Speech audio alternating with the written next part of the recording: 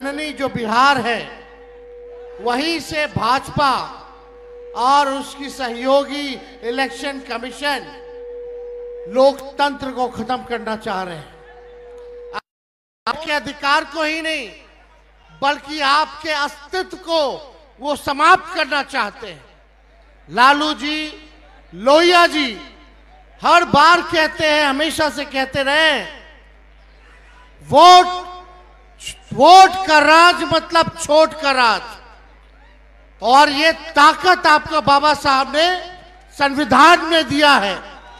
आपके वोट की जो शक्ति है, जो ताकत है, वो आप लोग अंदाजा नहीं लगा सकते कितनी बड़ी ताकत आप लोगों को बाबा साहब ने देने का काम किया है। इसी ताकत से जनता जो है वो मालिक है और हम सब लोग जो हैं उसके सेवक हैं। लेकिन नरेंद्र मोदी जी क्या करना चाहते हैं? वो चाहते हैं कि लोकतंत्र को खत्म करके राजतंत्र को जो है स्थापित किया जाए। यानी राजा होगा और प्रजा होगी। जो राजा कहेगा वही प्रजा करेगी। लेकिन लोकतंत्र में जो प्रजा चाहता है वही, चाहे प्रधानमंत्री हो या मुख्यमंत्री हो, उसको वही काम जनता के लिए करना पड़ता है। तो आप सब लोग होशमंद लोग हैं। आप सब लोगों को कहना चाहते हैं कि अपनी वोट की हिफाजत कीजिए। आप वादा कीजिए। कई लोगों का, कई रिश्तेदारों का नाम कटा होगा। कटा है तो हाथ उठाइए। कितने लोगों का परिवार में? कई लोगों का। इतने लोग हाथ उठा रहे हैं तो ये लोग बेईमान है कि नहीं है? बेईमानों को सत्ता से उखाड़ फेंकना कि नहीं फेंकना? तो वादा करो कि अपनी वोट की हिफाजत आप सब लोग करिएगा। वादा है कि नहीं? और आप लोग लोकतंत्र को बचाइए, संविधान को बचाइए। और हम लोग अगर एक होकर के काम करेंगे तो अगला चुनाव बिहार में होने जा रहा है। 20 साल पुराना ये एनडीए का सरकार खटारा हो चुका है। और हमारे चाचा जो बार बार पलटी मारते हैं, अब उनकी ये स्थिति नहीं रह गई कि वो बिहार संभाल सके। आप बताओ, अफसरशाही लागू है कि नहीं लागू है? कितने लोग बेरोजगार हैं जरा बताइए। नौकरी चाहिए कि नहीं चाहिए? आज हम लोग रीगा में, मोदी जी ये बगल में चंपारण में आए थे। उन्होंने कहा था कि चीनी मिल चालू करा करके वहीं का चीनी का चाय पिएंगे। बता, मोदी जी ने जो वादा किया वो किए।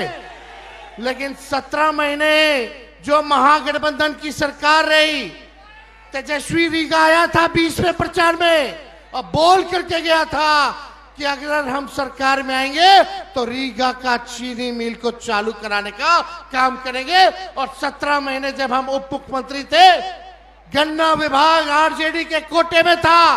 हम लोगों ने मिल करके जो है चीनी मिल को जो है शुरुआत की।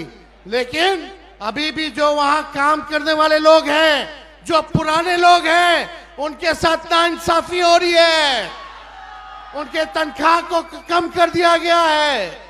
बाहर के लोगों को ज्यादा मिल रहा है। हम वादा करके जाते हैं कि अगर हम लोगों की सरकार बनेगी तो जितने मजदूर वर्कर हैं उनकी समस्याओं को भी हम लोग दूर करने का काम करेंगे।